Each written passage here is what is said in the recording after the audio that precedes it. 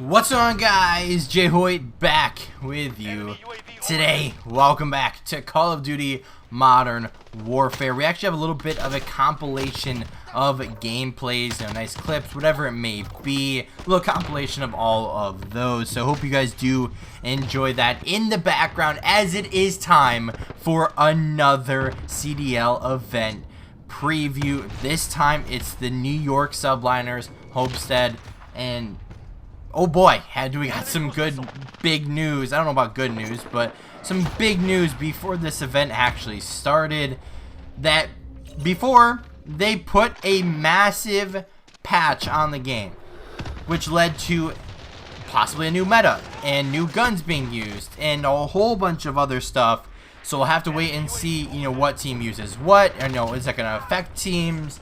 Those teams that were really good with 4 subs now with double ARs, are they going to be the same? We'll have to just wait and see.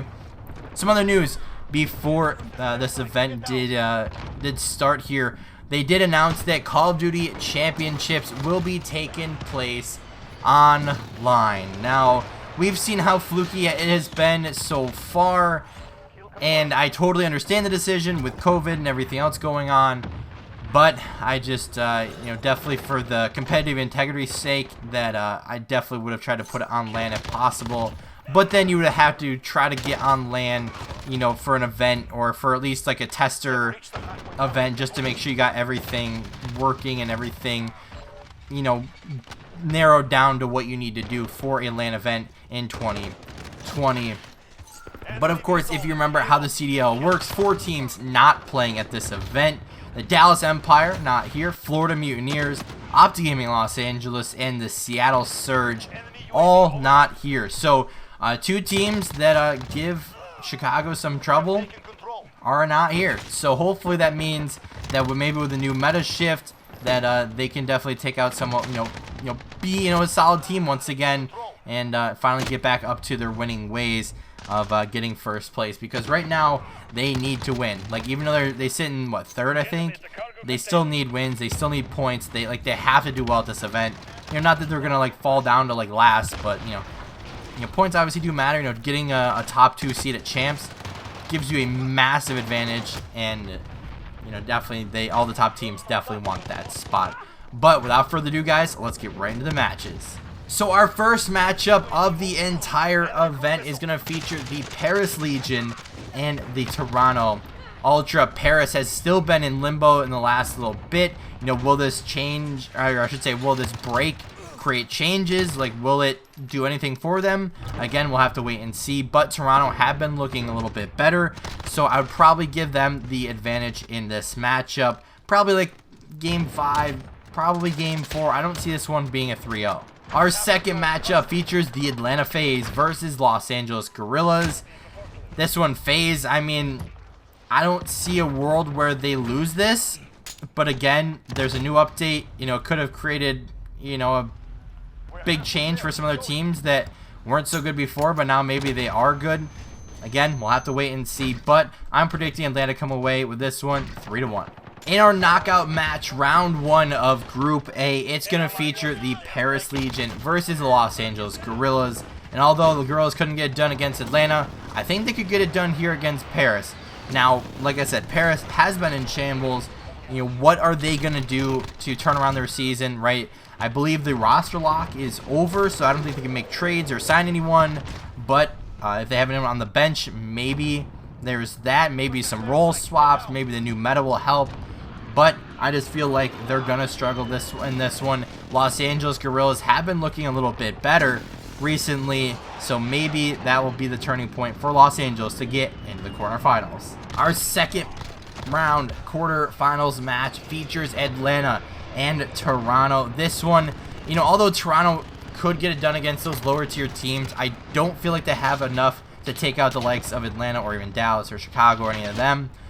But Atlanta comes away with this one 3-0. That's what I'm predicting.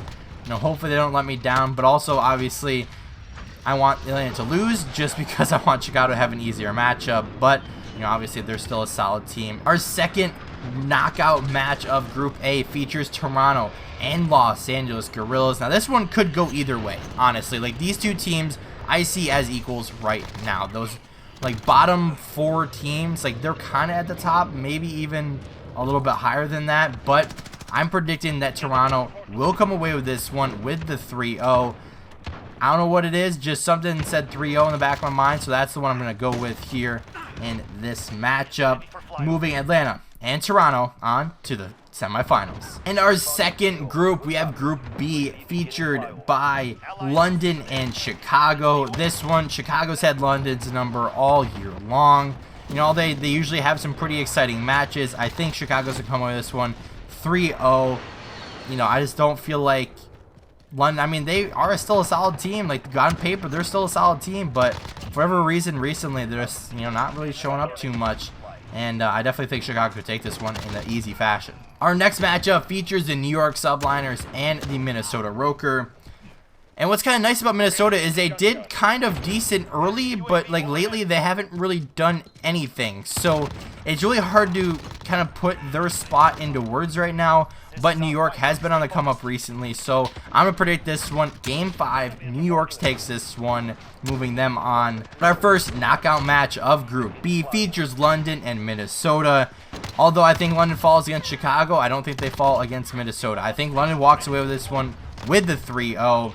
You know, Minnesota, another team, just like Paris, that has stayed the exact same for a while now, and they're a decent team, but I just feel like something needs to change with them in order for them to get back up to the top level and get to the, you know, the finals of a tournament again, and, you know, be good at all. Because going towards champs, if they stick with the same roster, I don't feel like they're going to do well. Our next matchup on the winner's side of the bracket features the Chicago Huntsmen and the New York Subliners. Now, again, it is a New York event. However, I don't feel like they're going to win this one. Chicago coming away with the 3-1, sending New York to the loser's bracket.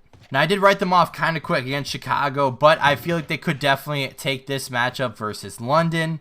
I don't want to say easily, but I think New York could probably put them away in 4 and create a really good matchup there. But that's going to move Chicago and New York to the semifinals. Our first matchup of the semifinals is going to feature the Atlanta FaZe versus the New York Subliners. And once again, unless a huge upset happens, I don't feel like New York is going to do much in this one. Atlanta, solid team all year long. There's a reason why they're in first place. So I don't feel like New York has it in this one. I'm predicting 3-1. You know, could they steal away one of the game modes? Definitely, especially with it being online. But I definitely think Atlanta could beat New York in this one, sending them to the grand finals. And our second matchup features the Chicago Huntsmen and the Toronto Ultra. Don't really know how Toronto got here, but Chicago, I'm predicting, is going to come away with that 3-0 over Toronto. I don't know what it is, but Chicago recently in scrims have been looking super good. I haven't been able to watch a ton, but the few matches that I watched, you know, the new 2AR meta has been huge for them, especially with the likes of Formal and Arcides. Those two work really well together, and they were absolutely dominating when I was seeing them. So how they look against every other team, I don't remember what team they were playing, but they've looked good so far, so in them in this one. But in the grand finals, features the two best teams here, the Atlanta FaZe and the Chicago Huntsmen. Now, I know I keep picking Chicago and Atlanta and Dallas all to be in the grand finals, but they're the best teams, and it's kind of hard not to pick them for the grand finals. You know, could a team like Toronto or Los Angeles Gorillas or New York be there? For sure, but like, these teams are solid for a reason, right? They've been at the top of the league all year long for a reason, right? The top 3 teams to start off this year were Atlanta, Chicago, and Dallas. Like, there's a reason why they're good. And I just don't feel like any other team right now deserves to be there or should be there. And I feel like Atlanta and Chicago will definitely be there. But as far as the winner in this one, again, it could go either way. You know, if I predicted this one either way, obviously biasly, I'm going to say Chicago. But obviously, Atlanta is a great team nonetheless. So I did put 3-1 in favor of Chicago. I'm hoping this new meta change works out for the best for Chicago. But a look at our standings. A look at our standings pre-New York, right? So this is before this event. This is where everyone falls so far. So you have Atlanta FaZe at 230 points in first place. Second place, the Florida Mutineers at 200. Chicago at 190 in third place. Also 190 is the Dallas Empire at 190, like I said. 5th is going to be the Minnesota Roker with 120 points. London sits at 90 points in 6th place. The New York Subliners sit at 80 points. Optic Gaming Los Angeles in 8th with 70 points.